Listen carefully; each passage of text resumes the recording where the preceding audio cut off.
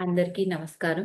ఒక యోగి ఆత్మకథ పరమహంస యోగానంద గారి యొక్క ఆధ్యాత్మిక జీవిత విశేషాలన్నీ మనం తెలుసుకుంటున్నామండి.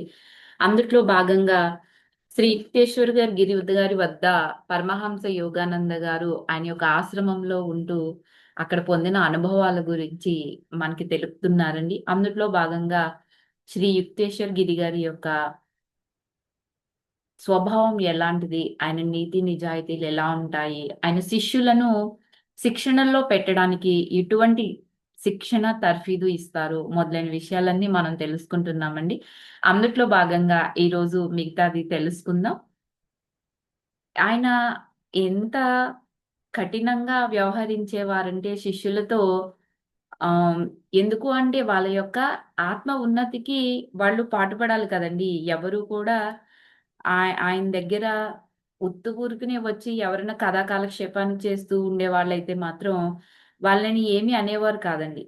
కానీ ఎందుకంటే వాళ్ళు సాధారణంగా వచ్చేవారు, వెనక్కి వెళ్ళిపోయేవారు. కానీ ఎవరైతే ఆయన దగ్గర ఇంకా ఉన్నతంగా ఎదగాలి, నేను శిక్షణ తీసుకోవాలి అని వచ్చేవారో, వాళ్ళని మాత్రం ఆయన చాలా గట్టిగా శిక్షణ ఇస్తూ, వాళ్ళని ఒక దారిలో పెట్టడానికి ఎప్పుడు తర్ఫీదిస్తూ ఉండేవారు. ఎందుకు అంటే, ఈష్ణాత్రయాలను జయించాలి. అహంభావాన్ని వదిలేయాలి. మనం ఒక యోగిగా మారాలి అంటే, ఎన్నో మనం ఆ యొక్క కష్టాలు అని కూడా కాదండి. ఎన్నో శిక్షణలు పొందాలి.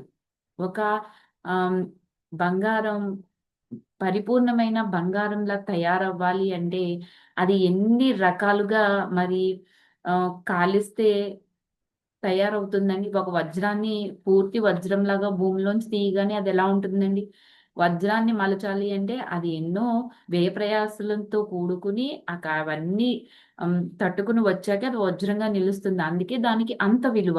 అదే విధంగా ఒక యోగిగా కావాలి అంటే అతను గూడా ఎంతో శిక్షణ పొందాలి అన్నమాట. ఇనుముని మనకి నచ్చినట్టు మలుచుకోవాలంటే ఏం చేయాలండి? అగ్నిలో వేసి ఒక కొలిమిలో కాల్చాలి. కాల్చితే దాన్ని ఎటు అయినా సరే మనం ఉంచుకుంటాము. అలాగే శ్రీ యొక్క ఆహ్, పరమహంస యోగానంద గారి యొక్క శిక్షణ శ్రీ యుక్తేశ్వర గిరి గారి వద్ద అలా సాగుతుంది. మనం ఎగ్జాంపుల్‌గా చెప్పాలి అంటే.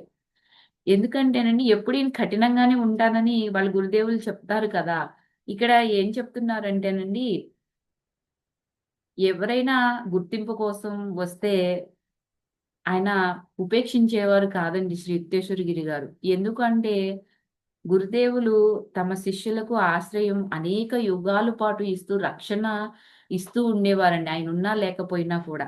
కానీ చాలామంది శిష్యులు లోబులు మాదిరంగానండి తన అహంకారానికి వాళ్ళు లోబడిపోయి ఉండేవారు. అలాంటి వాళ్ళ కోసం ఆయన ఏం చేశారంటే వినయం అలవరుచుకోవాలని చెప్పేవారు. అంతే కాకుండా లెక్కలేనన్ని అవమానాలకే ప్రాముఖ్యతనిచ్చి వెళ్ళిపోయే వాళ్ళనైతే ఆయన ఏమీ అనేవారు కాదనమాట. ఎందుకంటే శ్రీ యుక్తేశ్వర గిరి గారి తీక్ష్ణ కిరణాలు అంటే బహిరంగంగా లోపలికి చొచ్చుకు వెళ్ళే ఆయన జ్ఞాన సూర్యరశ్మి అండి. దాన్ని వాళ్ళ ఆధ్యాత్మిక రుగ్మతకు భరించలేనంత శక్తివంతమంగా ఉండేదంటండి. అందుకే అందరూ కూడా తట్టుకోలేకపోయేవారంట. వారు తమను పొగడ్తలతో మరుగున పరుస్తూ అజ్ఞానమనే కలత నిద్రలో ఉండనిచ్చే తక్కువ స్థాయి గురువును వెతుక్కుంటాకి వెళ్ళేవారండి. మనకి పరమహంస గారు చెప్పారు కదండీ! ఆయన కూడా ఒకరి దగ్గర శిక్షణ తీసుకున్నప్పుడు నీకు నచ్చిందే చెయ్యి. నీకెలా చేయాలంటే అలా చెయ్యి అన్నప్పుడు ఆయన ఒక బద్ధకాన్ని అలవాటు చేసుకొనొచ్చానన్నారు కదా! అలా అన్నమాట. అలాగే వాళ్ళు కూడా ఏంటి అంటే వాళ్ళని కలత నిద్రలో ఉండనిచ్చే తక్కువ స్థాయి గురువు ఎవరుంటారా అని వాళ్ళు వెతుక్కునేవారనమాట. గురుదేవుడు దగ్గరండి పరమహంస గారు తొలినాళ్ళలో ఉన్నప్పుడు 10 మంది ముందు ఆయన పెట్టే తిట్లుండేయే చివాట్లు చాలా భయపడిపోయేవారండి. కానీ ఆయన మాటల రూపంలో చేసే ఆ శస్త్రచికిత్సలనేవి ఉన్నాయి కదా! అవి తర్ఫీదు ఇవ్వగా పరమహంస లాంటి వారికి తమ కోరిన వ్యక్తుల మీదే ప్రయోగించేవారని త్వరలో ఆయన గ్రహిస్తారు. అందరి మీద అలాంటి ప్రయోగాలేమి చేసేవారు కాదన్నమాట. అయితే ఎవరైనా సరే గింజుకుని అభ్యంతరం చెప్తే మాత్రం శ్రీ యుక్తేశ్వర గిరి గారు మాత్రం వాళ్ళని ఎప్పుడూ కూడా ఏమీ ఆయన నొచ్చుకోకుండా అలా మౌనంగా ఉండేవారండి. ఏమీ అనేవారు కాదనమాట. ఆయన మాటలెన్నో కూడా వ్యక్తిగతంగా వర్తించేటట్లే కాకుండా జ్ఞాన సంపన్నమైనవిగా ఉండేవంటండి. ఏదో ఆయన లౌకికప్రాయమైన మాటలే మాట్లాడేవారు. ఆయన మాట ఒక మాట మాట్లాడారంటే అది ఎంతో జ్ఞానంతో కూడుకొని ఉండేదని అర్థమనమాట. కానీ ఆయన అవి కోపంగా మాత్రం ఉండేవి కాదంటండి. ఎంతో శాంతంగా ఉండేవంట. గురుదేవులు చివాట్లు ఉత్తి పుణ్యానికి అంటండి వచ్చిన వాళ్ళు ఎప్పుడు ఎవ్వరికీ తగిలేవి కాదని చెప్తున్నారు. ఎందుకంటే వాళ్ళ లోపాలు కొట్టొచ్చినప్పుడు కనిపించినా కూడా శ్రీ యుక్తేశ్వర గిరి గారు వాళ్ళని ఏమి అనేవారు కాదంట. తమ సలహాల కోసం వచ్చిన విద్యార్థుల విషయంలో కూడా ఆయన ఏదో ఒక గురుతరమైన బాధ్యత ఉంది కాబట్టి, నేను వాళ్ళకి ఆహ్, ఆ యొక్క సలహాలను ఇవ్వాలని భావించేవారండి. కానీ అహంకారం చొరబారిన మానవులనే ముడి ఖనిజాన్ని మాత్రం మార్చడానికి పూనుకున్న గురువే నిజంగా ధైర్యశాలి అని చెప్పాలి అంటున్నారు. ఎందుకంటే సాధువు సాహసం అంటండి. ఆయన అలాగా మార్చాలి అంటే నేను చెప్పాను గదా! ఖనిజాన్ని మార్చాలి అంటే అది ఎన్నో ప్రాసెస్‌ల్లో చేస్తే గాని అది మనకి ఉపయోగపడే వస్తువుగా మారదు కదండీ! అలాగే ఆహ్, ఈయన కూడా మాయాజాలంలో ఇరుక్కుని కలవరపడే ప్రజల మీద అంటే తడుములాడుకునే గుడ్డివాళ్ళంటి ప్రాపంచిక జనుల మీద ఎంతో కరుణతో ఉండేవారంట శ్రీ యుక్తేశ్వర గిరి గారు.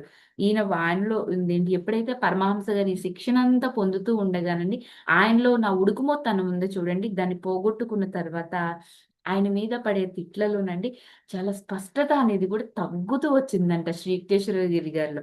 అయితే గురుదేవులు అత్యంత సూక్ష్మ రీతిలో మాత్రం కరిగి చాలా ప్రేమని కురిపించేవారంట పరమహంస గారి మీద. కొంతకాలానికి ఈయన కూడా మామూలుగా పరమహంస గారు మానవ మూర్తిమత్వం అడ్డుపెట్టుకుని ఎవరైతే ఉంటారో వినయ విధేయతలు, మనసులో మినహాయింపు అనే ఆ ప్రతి గోడని కూడా కూలగొట్టేసుకున్నారంటండి. మిగతాది మరి రేపు తెలుసుకుందామండి. అప్పటి వరకు అందరికీ కూడా